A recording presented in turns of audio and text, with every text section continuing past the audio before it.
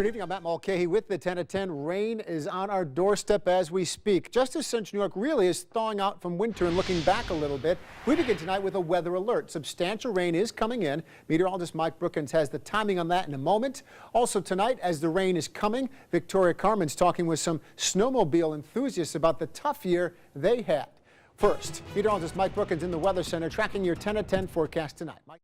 Well, thank you, Mike. In the Tug Hill region, this is the kind of snow they got this year. The lake effect zone had a good base for most of the season. Much different story just a little further to the south. Our live weather team coverage continues now. Our Victoria Carmen's in Pennellville with the story of what kind of snowmobile year this was. Victoria. Sorry, those photos showed how much work they do put into it. Thank you. Be advised. Wind is blowing it west. We're chasing it now. Everything coming to the east is out. A brush fire sparked by a down power line in Lafayette drew multiple fire departments this afternoon. Happened around 2:30 by the intersection of Dodge and Apulia roads, about 10 minutes east of Route 81 in Lafayette. Now, authorities say wind and dry conditions made catching this fire challenging. Crews had to wait for National Grid workers to shut off a power line before they could really move in. Flames were put out by about 5 o'clock tonight. New York State lawmakers have passed a temporary budget to run through the end of May. A full budget was supposed to be approved by this past Saturday, but lawmakers failed to reach an agreement on several issues. Negotiations broke down over education spending and juvenile justice reform. Lawmakers will not get paid until they pass a full budget. Now, President Trump's budget proposal could mean cuts for federally funded programs here in Syracuse, and that can mean less money for programs which give out free meals to students or after-school programs. Officials at Huntington School tell us nearly 40 academic and special after-school programs will be cut. The programs give kids a place to go while some of their parents may still be working. They learn skills like gardening and sewing. I'd say we should keep it because who knows if the kids of the future are going to be able to know how to garden if we don't have this because, well, we need this to learn. Syracuse City School District gets around $56 million each year of federal funding. Of that, about a third, $15 million, goes to free meals for kids during the school year and also in the summer. Happening right now, Lockheed Martin's Salina plant has landed its largest contract ever in terms of dollars. The company received a $1.6 billion contract to manufacture the Q-53 radar system. It will help Army troops on the front lines monitor and detect the location of indirect enemy fire. Lockheed Martin employees at 4 sites are involved in making this system. The radar's final assembly point will be at the Electronics Parkway plant. The folks who use the 53 on the battlefield love it. They recognize that the difference it provides from what they had before allows them to come home whole. And it's something that we think about every day here. Syracuse plant is looking to fill 50 positions now, radar and software engineers that would work on the Q-53 program and other projects. More jobs could come in the years ahead. Well, Judge Neil Gorsuch passed his first hurdle toward joining the Supreme Court, but a historic Senate showdown is coming later this week. The judge cleared the Senate Judiciary Committee by a party line 11-9 vote. Now, enough Democrats in the Senate say they're ready to join a filibuster and block his nomination from here. Republicans can use a so-called nuclear option and change the rules, meaning Gorsuch could be confirmed with a simple majority of 51 votes. A Madison County man is accused of torturing and injuring animals. Investigators from the USDA inspector raised the alarm after visiting Caleb Cottrell's Stockbridge farm. They discovered nearly 70 cows had died between February 2016 and this month. Deputies found 4 dead cows along with 4 horses in distress. That's what you see here. Those horses were taken to an animal sanctuary where they are expected to make a full recovery. The deputy chief of the Auburn Police Department has been suspended without pay after being charged with DWI. Investigators say Roger Anthony crashed his car into a ditch in Aurelius early Saturday morning. The Auburn police chief says Anthony realizes the gravity of the situation and the difficult position he put the department in. He is somebody that has, committed himself to public service, and I just don't want the one mistake that he made to overshadow all the good things that he's done. And I hope that he will do in the future. Chief Butler says before this weekend, Anthony had never had any disciplinary issues during his 20-year career. Well, looking ahead, Beetlejuice returns to Syracuse Saturday at the Palace Theater. Dozens of local musicians will come together to jam out to the 50th anniversary of the Sgt. Pepper's Lonely Hearts Club album. New at 10, Eric Keeler takes us inside tonight's rehearsal. They sound great already, and they still got a few more days to prepare. Organizers say 500 tickets have been sold. Palace seats around 700, so it's going to be a full house, still a chance to get in. That is the 10 at 10. Still ahead, an explosion in Russia kills 10 commuters on the metro. The evidence investigators uncovered that indicates an even bigger plot. Plus, at 10:30, home prices hit their highest point in years. Why cost isn't the only thing stopping some people from buying right now. Welcome back to the news at 10. Here's what's trending at 10 tonight. 10 people are dead after an explosion ripped through a metro train in St. Petersburg in Russia. Police say a man carried a backpack bomb onto the metro, blew himself up. Authorities say the confined space in the metro tunnel maximized the force of that bomb. More than 20 people were injured. An anti-terrorism unit found a second device which failed to explode.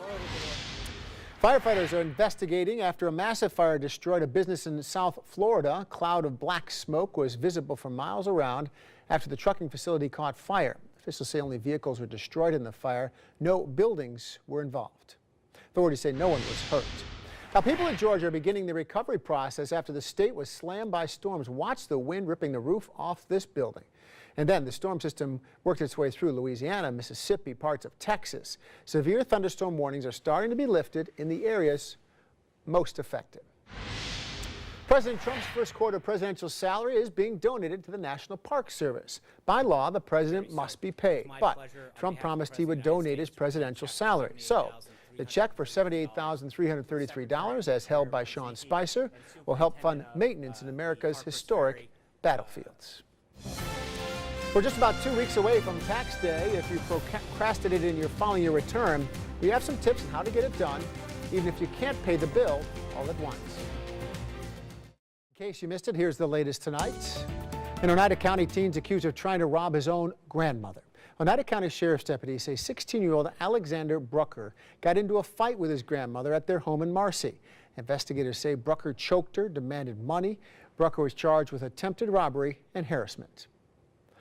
Auburn police identified the body found in the Owasco River last night. Police say 47-year-old Sherry Stevenson's body was pulled from the water near the Aurelia Street Bridge. Police do not suspect foul play. The investigation continues into what caused her death. An alert if you have peanut allergies. Wegmans has issued an allergen alert on Wegmans original killer brownies with pecans. Some batches were mislabeled. They actually have peanut butter in them, peanut butter brownies. The brownies have Best Buy dates through April 5th. They were sold individually or prepackaged by the pound in the bakery. You can return the product to Wegmans for a full refund. It's getting close to the tax filing deadline, and if you're stuck on filling out the form or don't have the money to pay, we do have some help for you tonight. Our Laura Hand has more from our experts at this week's Answer Desk. Welcome back to the CW6 News at 10. Ford's recalling thousands of F-250 trucks from this year because they can roll away when they're parked. Ford says it doesn't have replacement parts. It recommends drivers use the parking brake, make sure the vehicle doesn't roll. Recall affects about 53,000 vehicles. Ford says it's not aware of any injuries caused by this defect. If you can't wait to find out what's in your mailbox, this service might be for you. The United States Postal Service is launching a program called Informed Delivery. Every morning they'll send you an email with pictures of the front side of the mail you'll be getting that day. Service is already available in some locations, and it'll roll out across most of the country by April 14th. That's creative. And take a look at this. A horse in California crashed through a sidewalk grate, fell into a concrete vault down below. Here they are getting him out. Firefighters and an animal rescue team responded. They got some ropes. Come on. Yeah, there you go. A little encouragement helped. A veterinarian on the scene said the injuries to the horse really are minor. It's going to be okay. Should make a full recovery. Just got to watch its step. That is the CW6 News at 10. Thanks for joining us tonight. I'm Matt Mulcahy. Have a great night. We'll see you later on. You're watching CW6 News at 10. Good evening, I'm Matt Mulcahy with the 10 at 10 tonight. First tonight, plans in the works to help lift neighbors out of poverty in Oswego. In his State of the City address tonight, Mayor Billy Barlow called ending poverty his mission. An American Community survey done last year found just over 29% of people living in the city of Oswego are in poverty, much higher than the average of 13.5% across the U.S. Our Mary Keeler's live in Oswego tonight after talking one of the organizations who helps people who don't have much. Mary? New tonight, the former Country Club Dance Club in DeWitt is starting to come down. The property at the corner of Bridge Street and Erie Boulevard has been abandoned for a good decade. Demolition is expected to continue for the rest of this week to get rid of the eyesore. The owner says they hope to attract a national chain restaurant to this location. Well, a big event is coming back to the On Center. The U.S. Bowling Congress Open Championships will be held there next year for the first time since 1999. It'll mean months of preparation, turning part of the On Center into a huge bowling alley. Our Victoria Carmen is live at the On Center right now with more on what this means for the community and bowling fans. Tori. Reporting from the On Center, I'm Victoria Carmen. I'm working on my position and getting a wrist guard that I'm going to start to figure out what to do with it. Victoria, thank you very much. Should be exciting times. Now, ride-sharing services Uber and Lyft have made their final push to expand upstate. Lawmakers plan to vote on the state budget before Saturday, the first day of the new fiscal year. Uber will launch a new TV ad and emails urging neighbors to lobby their lawmakers. New Siena poll shows more than 75% of New Yorkers support those proposals. Attorney General Jeff Sessions says he will follow through on a Trump administration promise to remove federal grants from sanctuary cities. Cities like Syracuse, standing against immigration law, stand to lose a total of $41 billion when you spread it out across the country. Syracuse Mayor Stephanie Miner spoke out about the issue in a statement late today, saying, quote, "This divisive decision is against our history as cities and a nation. The city of Syracuse is resolute in its commitment to remaining a sanctuary city for all those who make this their home." Looking ahead, tomorrow is the funeral for the teenager killed in a hit-and-run crash in Syracuse. Seth Collier was struck by a car on North Salina Street early Tuesday morning. Now, former Onondaga County DA investigator Peter Rausch is accused of being behind the wheel. Local funeral director Tom Pirro Jr. is stepping in, saying he'll take care of tomorrow's service at no cost to the Collier family. Pirro says he's helped families in critical need dozens of times. They're often referred by people who know his work. This is the first time he's talked publicly about it. He tells us he wanted people to know why he does it. We don't feel that people should have to not give their loved one the best that they deserve at that time just because they can't pay for it up front or don't have the funds to do that. Funeral will be held at noon tomorrow, the Thomas J. Pirro Jr. Funeral Home on Buckley Road in North Syracuse. Well, CW6 exclusive tonight. A woman from Sterling tells us she's shocked after a caretaker she hired to look after her disabled husband took off during a shift. Jenna Boyle of Fulton is accused of endangering the welfare of the 92-year-old man who needs round-the-clock care after 2 strokes. Barbara Longley, his wife, says Boyle worked for them for 3 months. Well, it upsets you. And I called the nurse that had worked for me before and asked her what I should do, and she said call the sheriff. So that's what I did. They came out. Boyle left a note apologizing for leaving the way she did, but the family says they don't want her caring for anyone else. We have a traffic alert for you tonight. Onondaga County has started some road work to make it easier to walk to the state fairgrounds this summer. Work is being done on Milton Avenue and Bridge Street. Renovations will happen on Bridge Street from State Fair Boulevard to Milton Avenue from Cogswell to Charles. Roads will stay open, but there will be lane restrictions over the next few months. You'll also see some new additions to the State Fair grounds this year. Great news for parents of young children. 4 air-conditioned centers scattered across the fairgrounds will help families looking for a break from the crowd. The 12 by 20 buildings are split up inside. Half will be for nursing, half for changing. Jen DeShays works for La Leche League of Syracuse, a support organization for young mothers. She says these centers will make for a much more comfortable experience at the fair. Having this so many years later, I mean, that memory is very close to my heart because I would bring my little ones to the fair a long time ago. And when I found out that they were going to have actual buildings for this, I was just so excited. Total project costs $34,000. That money is coming out of the fair's existing budget. That is the 10 at 10. Still ahead, an armed robbery gone wrong. How a store owner managed to catch the robber but still lose his money. Plus at 10:30, United in hot water for enforcing a dress code for airline passengers, while a ticket agent stopped a group of girls from boarding a flight. You're watching CW6 News at 10.